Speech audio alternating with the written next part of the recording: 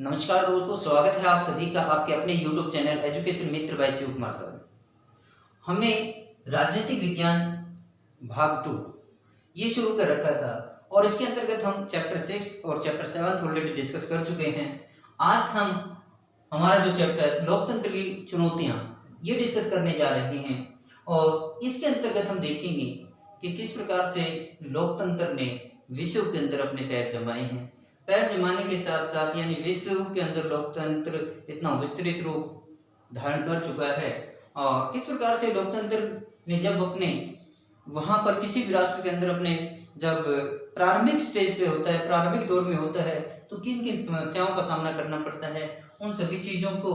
जानेंगे। और ये जो चैप्टर है एक तरह से हमने 2 साल के दौरान अपने यानी कक्षा 9 से और कक्षा 10वीं की जो राजनीतिक विज्ञान की पुस्तक है उसके माध्यम से जो जानकारी हमने हासिल की है उन जानकारियों के आधार पर कुछ क्वेश्चंस, कुछ पर्सन हमारे सामने रखता है और उन पर्सन्स को इस चैप्टर के माध्यम से डिस्कस नहीं किया गया है। यानी उन पर्सन अराइज किए हैं, पर्सन हमारे सामने रखे हैं, लेकिन उन पर्सन के उत्तर इसके अंदर नहीं दिए गए हैं। एक तरह से देखा जाए तो ये चैप्टर जो है एक ओपन एंडेड चैप्टर है। इस चैप्टर के अंदर हमें अपने बिहाफ पर यानी हमने 2 साल के अपने अध्ययन के दौरान यानी कक्षा 9वीं की राजनीतिक विज्ञान से लेकर कक्षा 10वीं की राजनीतिक विज्ञान की जो पुस्तक है उसके अंदर से अब तक राजनीति के बारे में क्या कुछ जाना है, उस आधार पर उन प्रश्नों के हमें जवाब देने हैं। जैसे कि लोकतंत्र विभिन्न देशों के अंदर किस प्रकार विस्तृत हुआ है, उसमें किन किन समस्याओं का, चुनौतियों का सामना किया है, इस प्रकार का डिस्कशन हमारे इस चैप्टर के अंदर होने जा रहा है।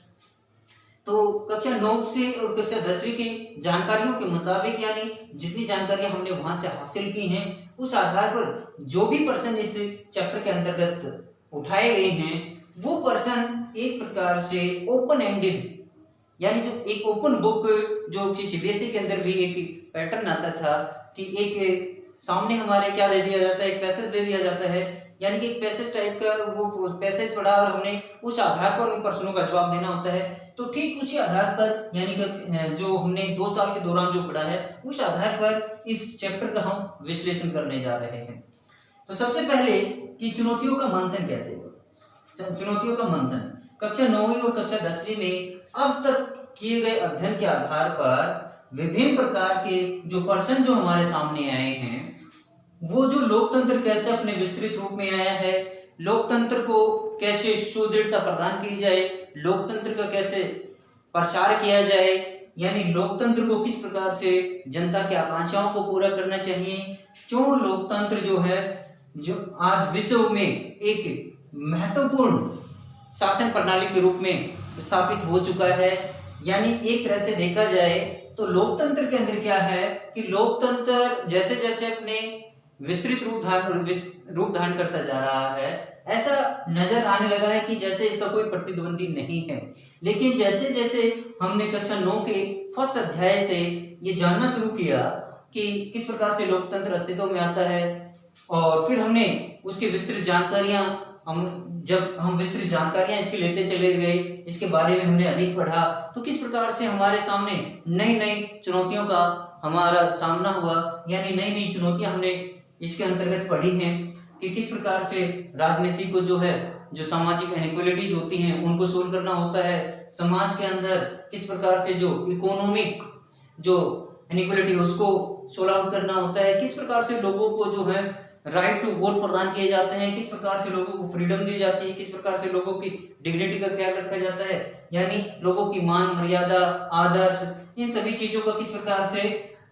जो है लोकतंत्र को एक तरह से रेस्पेक्ट करना होता है, आदर करना होता है, सभी लोगों को एक साथ लेकर के चलना होता है, ये सभी हमने उसके अंदर पढ़ा। तो विभिन्न प्रकार की चुनौतियां हमारे सामने आई। हम ये नहीं कहते हैं कि लोकतंत्र जहां पर हो गया है वहां पर इसका कोई प्रतिद्वंदी नहीं है। हाँ, ये है कि ये शासन का एक सबसे अच्छा तरीका है।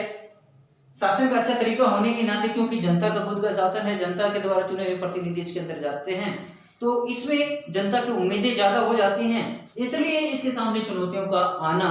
स्वाभाविक है। क्योंकि जैसे जैसे लोगों का भागीदारी बढ़ेगी, लोगों का नियंत्रण इस प्रणाली पर जाएगा, इस शासन पद्धति पर जाएगा, तो स्वाभाविक बात है कि इसके सामने चुनौतियों के भी अंबार होगा। तो अब हम ये जानेंगे इस चैप्टर के माध्यम से कि प्रमुख चुनौतियां कौन कौन सी रही, यानी जब किसी देश के अंदर लोकतांत्रिक शासन स्थापित किया जाता है, लोकतांत्रिक शासन स्थापित होने के बाद उसको किन किन समस्याओं का सामना करना पड़ता है, और लोकतंत्र शासन की पद्धति शुरू कर दी वहां पर विस्तार भी होना शुरू हो गया है, तब भी एक तीसरी समस्या आ जाती है जिसको बोलते हैं लोकतंत्र को मजबूत करने की चुनौती। यानी हम तीन प्रकार के इसमें जो प्रमुख जो चुनौतियां हैं, एक है बुनियादी आधार बनाने की चुनौती। बुनियादी आधार बनाने की चुनौती जो है ये सब कहां पर आती है, ये प्रारंभिक चुनौती होती है किसी भी राष्ट्र के अंदर, चाहे वो तानाशाही हो, चाहे वो राष्ट्र राजतंत्रगत हो। ऐसे में जब उसके अंदर हम लोकतांत्रिक यानी एक बुनियादी आधार, एक बेस स्टार्ट करना चाहते हैं, वहां पर एक लोकतांत्रिक सरकार स्थापित करना चाहते हैं, तो ऐसे में वहां पर सबसे पहले क्या करना पड़ता है, लोकतंत्र के लिए एक माहौल तैयार करना होता है। लोकतंत्र के लिए जनता का आह्वान किया जाता है, जनता की राय ली जाती है। ऐसे में सबसे महत्वपूर्ण जो चुनौती है किसी भी यानी एक तरह से राजनीतिक जो एजेंडा है ये, या एक राजनीतिक पृष्ठभूमि के अंदर किस प्रकार से एक तानाशाह राष्ट्र को या एक राजतंत्र को, यानी जहां पर राजा का शासन है, मोनार्की है, उसको कैसे लोकतंत्र के अंदर लेकर आया जाए। जैसा कि हमने नेपाल के उदाहरण लेकर के जाना था कि नेपाल का हम एक यहाँ पर एग्जांपल साइट कर सकते हैं, उदाहरण ले सकते हैं कि नेपाल के अंदर 2005 में किस प्रकार से एक बार शासन जो है वो वहां पर लोकतांत्रिक शासन स्थापित करने की कोशिश की गई थी। फिर राजा ने वहां के सभी जो लोकतांत्रिक शासन पद्धति थी उसको जो है उखाड़ फेंका था, उसको निरस्त करके एक बार फिर से वहां पर राजतंत्र स्थापित करने की कोशिश की। लेकिन वहां की फिर एक बार 7 जो पार्टियां थी जिसको SPA बोला गया, 7 पार्टी अलायंस, उन्होंने फिर से वहां पर एक बहुत बड़े बंद का आह्वान किया, आंदोलन शुरू किया, और तब जाकर के राजा ने एक संवैधानिक तौर पर संविधान के अकॉर्डिंग वहां पर शासन करने की और लोकतांत्रिक प्रणाली को अडॉप्ट करने की जो है बात स्वीकार की थी। इसी प्रकार का ये जो बुनियादी आधार है ये बिल्कुल प्रारंभिक दौर में जो है किसी भी देश के सामने सबसे बड़ी समस्या बन करके आता है, क्योंकि इसके लिए सबसे जरूरी क्या होता है कि जनता को लोकतंत्र के लिए तैयार करना, जनता को ये आभास कराना कि लोकतांत्रिक जो शासन होता है वो सबसे अच्छा शासन होता है। लोकतंत्र के अंदर आपकी उम्मीदें जो हैं, उम्मीदों को जो पूरा करने का, जो आपके आकांक्षाएं हैं उनको पूरा करने के ज्यादा क्या होते हैं, चांसेस होते हैं। ऐसे में आप अपनी आवाज को बुलंद कर सकते हैं, यानी उसके अंदर लोगों की पार्टिसिपेशन की जो है ज्यादा चांसेस रहते हैं। दूसरा जो हमारा है विस्तार। देखिए जब हमने बुनियादी आधार तैयार कर लिया है किसी राष्ट्र के अंदर, फिर दूसरी जो सबसे बड़ी समस्या आती है कि लोकतंत्र का विस्तार कैसे किया जाए, यानी कि लोकतंत्र को वहां पर मौजूदा विभिन्न संस्थाओं के अंतर्गत, विभिन्न सामुदायिक समूहों के अंदर किस प्रकार से, यानी कि जितने भी वहां पर संस्थाएं चालू हैं उन संस्थाओं के अंदर लोकतांत्रिक तरीका कैसे अपनाया जाए, क्योंकि जो बुनियादी आधार तैयार किया गया है वो सभी संस्थाओं में तब तक लागू नहीं होगा, यानी लोकतांत्रिक तरीका वहां पर नहीं अपनाया जाएगा, तब तक ये बुनियादी आधार निराधार साबित होगा। क्योंकि लोकतंत्र की सबसे बड़ी सफलता यही है कि लोकतंत्र का विस्तार होना, यानी छोटी से लेकर के, नीचे से लेकर के ऊपर तक की जो संस्थाएं हैं, यानी ये मान लीजिए कि लोकल गवर्नमेंट से लेकर के सेंट्रल गवर्नमेंट तक यदि लोकतांत्रिक तरीकों को अपनाया जाता है तब वहां पर जो है लोकतंत्र के सफल होने के चांसेस होते हैं। अदरवाइज लोकतंत्र, जैसे कि नेपाल का एग्जांपल हमारे सामने है, नेपाल का उदाहरण हमारे सामने है, लोकतंत्र स्थापित होने के बावजूद वहां पर लोकतंत्र को निरस्त किया गया। पाकिस्तान का एग्जांपल हमारे सामने है, वहां पर लोकतांत्रिक शासन होने के बाद भी किस प्रकार से जो है सैनिक तख्तापलट होता रहा है। तीसरा जो सबसे महत्वपूर्ण है लोकतंत्र को मजबूत करने की चुनौती। अब देखिए दोनों आधार भी तैयार हो गया, लोकतंत्र को विस्तार करने की भी वो की गई है। इसके अंतर्गत ये अपने दूसरे से जुड़ा हुआ ही एक टॉपिक है कि लोकतंत्र को मजबूत करने की चुनौती क्या है, यानी कि किस प्रकार से लोकतांत्रिक तरीकों को अपना करके सभी संस्थाओं के अंतर्गत जो है इस तरीकों को अपनाना चाहिए। जनता के अंदर ये विश्वास जागृत करना चाहिए कि लोकतांत्रिक शासन है, लोकतांत्रिक शासन में आपकी उम्मीदों को ज़्यादा चांसेज हैं फलीभूत होने के लिए, और जो चांसेस जितने आकांक्षाएं हम लोकतंत्र से रखते हैं उतने आकांक्षाएं हम तानाशाह या राजतंत्र से नहीं रख सकते हैं, क्योंकि लोकतंत्र के अंदर हमें विभिन्न प्रकार की जो स्वतंत्रताएं होती हैं, अपने विचारों को एक्सप्रेस करने की, किसी भी धर्म को अपनाने की, कहीं भी घूमने फिरने की, यानी किसी भी धर्म को अपनाने, किसी भी धर्म की पुस्तक को पढ़ने की, कहीं पर भी रहने की हमें लोकतंत्र के अंदर जो है स्वतंत्रता होती है। ऐसे में लोकतंत्र को मजबूत करने के लिए सबसे जरूरी है कि जनता को लोकतंत्र के जो प्रमुख फीचर्स हैं,